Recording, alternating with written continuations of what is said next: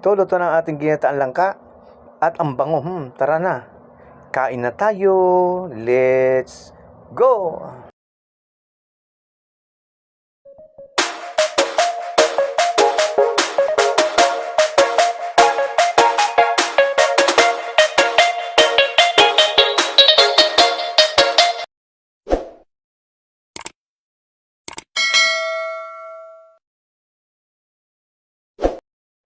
Magandang araw po sa ating lahat. Tara't samahan nyo tayo maggagata ng langka. Yan po yung ating mga ilalahok na gulay. Mayroon po tayong dilis, yan. At siyempre ay kalamismis. So ayan po, atin munang isasangag ang ating dilis. Ayan po, sangagin muna natin yan. Ayan, mikos-mikos natin yan. Yan po ang pampasarap sa gatang langka, yan. Lalagyan natin ng mantika para lumutong siya, yan. So, mimikos-mikosin natin ulit yan hanggang siya'y lumutong. Ayan na po, malutong na po ang ating dilis. So, tayo naman po ay magigisa na. Gigisa na natin yung ating gigataang langka. Yan. So, ilagay na po natin yung ating bawang. Mimikos natin yan. Sibuyas. So, tayo po yung nagmamadaling magluto. At tanghali na po, ayan. Mikos natin yan. Ayan. So, ilagay na rin po natin yung kanyang alamang. Ayan, hilaw pong alamang yan. Ayan. Yan po ang nagpapabango sa ating ginataang langka. Lagyan na rin natin ng paminta. Ayan. Ang bango. Namangamoy na. Alamang sa ayan. Hawakan natin yung kawali para hindi ho tumaob. Ayan, mimikos natin yan. Ayan. At syempre, lagay na rin po natin yung kanyang langka yan para po mabilis maluto, ayan. So, inilaga po muna natin yan. At ating pinaga para kung meron man lang siyang pakla ay hindi na po mamamakla. Hinulugan na rin po natin ang kanyang cubes. Chicken cubes po ang lagi natin ginagamit. Ayan, mimikos-mikos natin yan. Ayan. Yan. So, pakapitil natin ng konti yung kanyang dagta sa kawali para medyo mabango yung ating langka. Ayan. Mikos yan. So, lalagyan po natin ng konting tubig yan. Ayan po. So, gatarin po yon. Pero hindi matatawag na pangalawa. Pinanghugas lang natin sa kanyang plastic kasi ang ating ginagamit na gata ay instant na. Ayan. At, syempre po, pakisubscribe po. At pakipindot na rin ang inyong verification bell para po lagi kayong updated sa ating lutuing bahay ulam. Yan. Ulam bahay po lang ang ating linuluto. So, ayan. So, simpleng luto lang yung ating gagawin. Ginataang langka. Ayan. Ayan. Antay lang po natin kumulo yan. Nang kumulo hanggang sa kumulong-kulong-kulo. Ayan.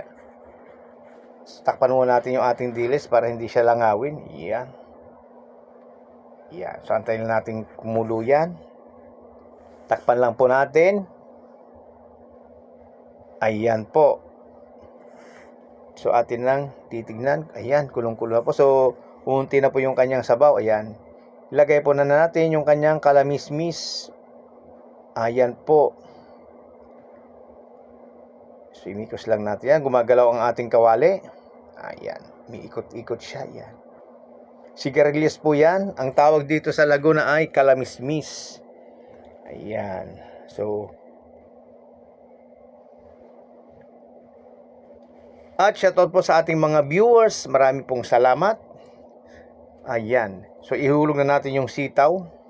So, mabilisan lang po ang luto niyan. Kasi nagmamadali tayo at tanghali na po. Ayan. So, inilagay na po natin yung sitaw. Ayan. Inuna po pala natin yung kalamismis kasi po, hindi po nalalabog yun. Nagulay. Ayan. Kahit po tagalan sa pagluluto ay hindi po siya nalalabog. Hindi po kagaya ng ibang gulay na madali pong maluto. Ayan. Mikos natin yan. Ayan, ang bango na, oh. Amoy na amoy yung alamang. Ayan po, mikos-mikos natin yan. At shoutout din po sa ating mga subscriber. Marami pong salamat sa pagtatyaga nyo sa aking maliit na channel. Ayan. So, ayan. Ilagay na po natin yung kanyang pangpasarap at pangpabango. So, ayan po. Maya-maya lang po ng konti. Atin ang ihulog ang kanyang mahiwagang dilis. Ayan na po.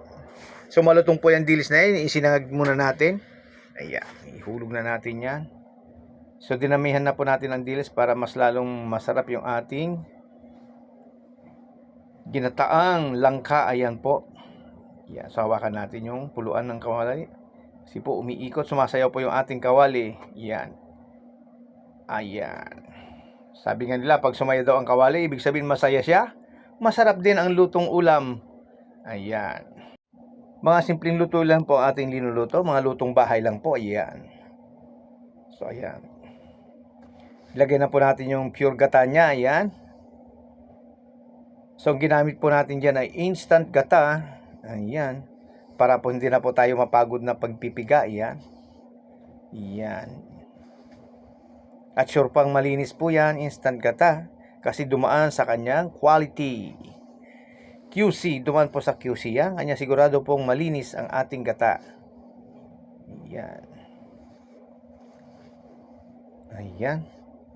So maya-maya lang po ng konti ay maluluto na yan. Yan po. Ganyan po tayo kabilis magluto ng gata. Ayan. Ayan. Mimikos natin yan. Ayan. Tabi-tabi natin yan. Ayan.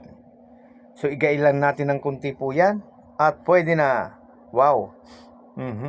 Mukhang may lasa naman. Lasang ginataan. Syempre. Kasi gata yan. So okay na po ang timpla. Ayan.